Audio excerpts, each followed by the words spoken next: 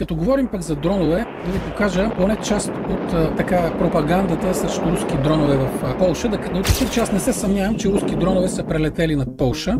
Не са ударили Полша, завили са и са ударили Украйна в гръб. Едно напълно легитимно действие, защото Украйна също ползва територии на трети страни, минават дроновите през Беларус, през Прибалтика и така нататък. Но сега забележете колко бездарна е неолибералната пропаганда. Виждате сега един дрон паднал върху някакъв курник ли, това не знам.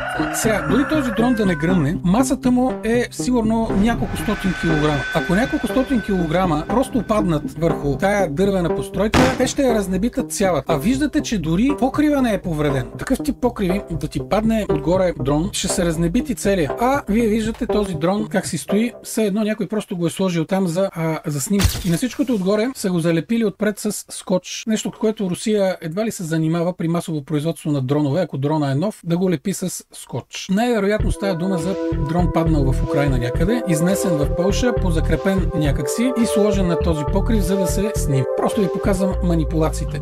Но че е имало нахлуване в дронове, със сигурност има. Знаете, че има много радари, които това не могат да го изпуснат. В никакъв случай не е имало атака над Полша. И според мен не е имало и падане на дрон на полска територия, освен тези, които са свалени от поляците. Там, между другото, друг майтап върви. С ракети за 2 милиона всяка свалят дрон за $10 000.